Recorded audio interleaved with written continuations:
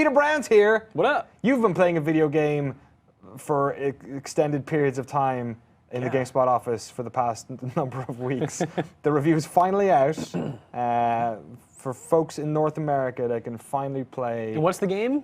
Xenoblade Chronicles X. Yes. Yeah? Or Cross. Or There's Cross. Xenoblade Chronicles Cross. Xenoblade. Name it how you want. 8 out of 10 on GameSpot.com. Yeah. Tell us about it. What did you enjoy out of all of the hours you played? How many hours did you play actually, first of all? 65. Okay. And there is a lot more to see in the game. I mean, it is, well, for one, it takes place in a massive world that's got about 5 continents that are, like, we say games are big these days. This is really, really big. Like, I could spend hours on a single continent and I remember, I'm only looking at 20% of this game right now. Yeah. But in that space, it also has a lot of quests and a lot of opportunities to earn new gear, make friends, and ultimately you unlock massive mechs that transform into this vehicle you see on screen right now. And I mean, it is a huge game that is it's a technical masterpiece, especially on the Wii U, but even, I think, you know, if you look at other games on other consoles, it's impressive how this manages to have such a big world. But so let's talk about, I guess, the earlier parts of the game, because from what I was talking to you last week, this very much seemed like the mech was something that you reached after, say, 50 hours or 40 hours of the game. it's not quite that bad. Okay. But yeah, your first 30 hours are spent on foot as a human, you know? You are a guy or a girl, and you team up with 3 other soldiers, and you essentially, you're trying to explore this planet that you've crash landed on. You don't know what's out there, and you're trying to find a thing that will ensure your survival. And in doing so, you encounter gigantic monsters and things like that, and it's a really wonderful, like, surprising experience. Yeah, that guy? I will get to him in a second. Okay. It's Elton John. So, I mean, this is really a game about exploration and combat, and it has many, many layers of systems and subsystems in it. And unfortunately, at the start, a lot of how those things work together is pretty ambiguous. The game will introduce a concept and then just sort of leave you to go do whatever you want it to do without really giving you many examples of how it works. Now, I'm not saying that it necessarily needs a tutorial to explain everything, but I had to go to the in-game digital manual to figure out a lot of stuff. Right. It's very difficult to understand the intricacies of everything involved in this game. Is that the sort of thing where if you had played previous games, you might have a tighter handle on, or is it? Well, maybe, but I played 100 hours of Xenoblade Chronicles on Wii. Oh, really? And even then, I was lost because there are so many things that are brand new here. So many little things that have to do with gear and skills and sort of managing your relationships to the military that you're a part of and working with the different divisions inside of it. I mean, there's a lot to juggle. Lots of different quests. There's obviously the main quest stuff. There's all this like Affinity side character-based quests as well. Yeah, and this was something that was a huge part of the last game. But so yeah, you have main quests, you have side quests, which are just simple. You walk up to someone, they give you a quest. But these Affinity Missions, as they're known, are used to sort of form a web of relationships. And how you manage those relationships can influence how other missions open or how certain people react in certain situations. I found, because you have to find someone in the right location at the right time of day to even get the mission. Right. And then they have all these prerequisites, and they tell you to go to places that you've never heard of. Like, there's a big base that you have to explore, and you know, out of necessity, you go to some places.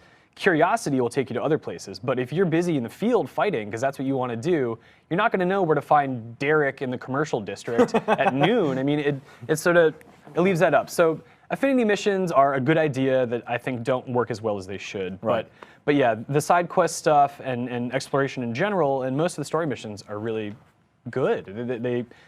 They encourage you to explore, and that exploration is great. What's the combat like? I know a lot of the game is about exploration, but ultimately it's also about shooting stuff. Lots of crazy beasts and whatnot on this world. Yeah, I mean, this game captures what it's like to be in a prehistoric environment better than any game I've played. So yeah, you control. Have you played Orion Dino Beatdown? No, I guess I'm not prepared to speak about it then. Yeah, so a team of up to 4 characters, and you only control one at a time. It's a real-time combat system.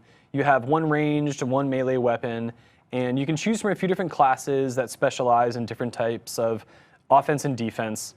And you don't have to play as the main character, the avatar you create. You can play the supporting characters as well if you choose, but you can only have one at a time, and you have to sort of reorganize the party. One problem I do have with combat, while it is really exciting and can be really great, Healing is something that is, I think, too complex. Where in most RPGs, you either have a healer class or someone who can at least use consumable items to heal you. In this game, you rely on a system known as soul voices. So let's say my health drops below 20%. I can then set something to happen when that condition is met. Maybe it's healing, maybe it's something else. So at that level, that makes sense. But the game throws a QuickTime event at you in those instances, and you have to react very quickly in most cases. And healing isn't always something that you have total control of, which I don't really love. But you know, it sort of punishes you at the most difficult parts of the game. Well, it's tough to say because there were plenty of opportunities where I was fine with it. Rarely I felt like, man, I hope something happens that can heal me.